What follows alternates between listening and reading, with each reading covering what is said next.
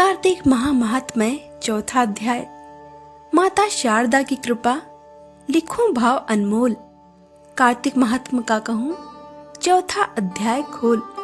नारद जी बोले, ऐसा कहकर भगवान विष्णु ने मछली का रूप धारण किया और विंध्याचल पर्वत पर तप कर रहे महर्षि कश्यप की अंजलि के जल में जा पहुंचे।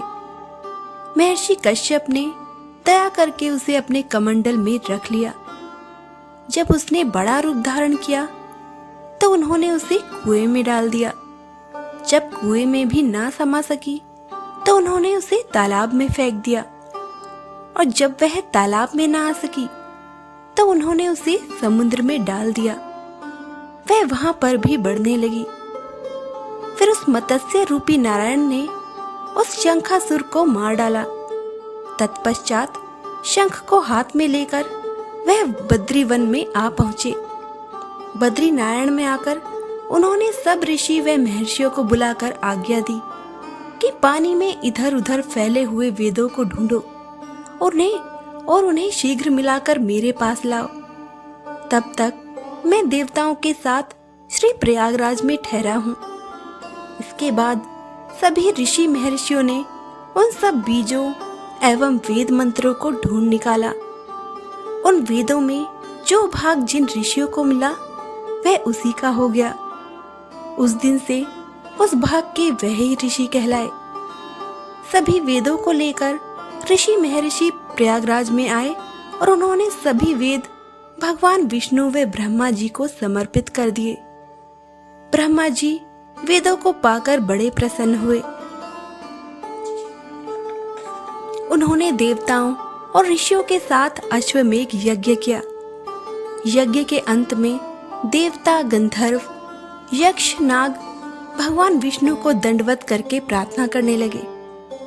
देवताओं ने कहा, हे देव, हे जगन्नाथ, हे प्रभु, हमारी प्रार्थना सुनिए। यह हम लोगों के हर्ष का समय है, इसीलिए आप हमें वरदान दीजिए। नष्ट हुए वेद पुनः श्री ब्रह्मा जी को प्राप्त हो गए। हे लक्ष्मीपते, आपकी अनुकंपा से हम देवताओं को यज्ञ का भाग मिला है। यह स्थान आपके प्रसाद से आज पृथ्वी भर में सर्व प्रधान पुण्य को बढ़ाने वाला, मुक्ति तथा भक्ति को प्रदान करने वाला हो, ब्रह्म हत्या आदि पापों का नाश करने वाला, परम पवित्र और अक्षय फल देने वाला हो। यह वरदान हमें दीजिए। भगवान विष्णु जी ने कहा, जो कुछ आप लोगों ने कहा है वह मेरा भी ध्येय है। यह स्थान आज से ब्रह्म क्षेत्र के नाम से पुकारा जाएगा। इस स्थान पर गंगा जी व सूर्य पुत्री यमुना जी का संगम होगा और मैं श्री ब्रह्मा जी सहित यहाँ पर निवास करूँगा। यहाँ पर किया हुआ जप तप तथा दान महाफलदायक होगा और पहले जन्म में किए गए पाप, ब्रह्म हत्या आदि भी इस तीर्थराज में स्नान करने से नष्ट हो जाएंगे। जो लोग अपने माता पिता आदि को वहां लाकर तर्पण में श्राद्ध करेंगे, उनके माता पिता मेरे स्वरूप को प्राप्त करेंगे। वह तीनों प्रकार की मुक्ति को प्राप्त करेंगे। मकर संक्रांति पर माघ मास में प्रातःकाल यहाँ आकर स्नान करने वालों के दर्शन मात्र से ही सभी पाप मिट जाते हैं। ठीक उसी तरह जिस तरह सूर्य के तेज प्रकाश से अंधकार का नाश हो जाता है। हे मुनीश्वर, मेरे वचन ध्यान से सुनिए। मैं सर्वत्र व्याप्त रहता हुआ भी हमेशा बद्रीनारायण में निवास करता हूँ। सैकड़ों वर्ष तक किसी दूसरे स्थान पर तप करने का जो फल मिलता है, वही फल यहाँ एक दिन में मिल जाएगा।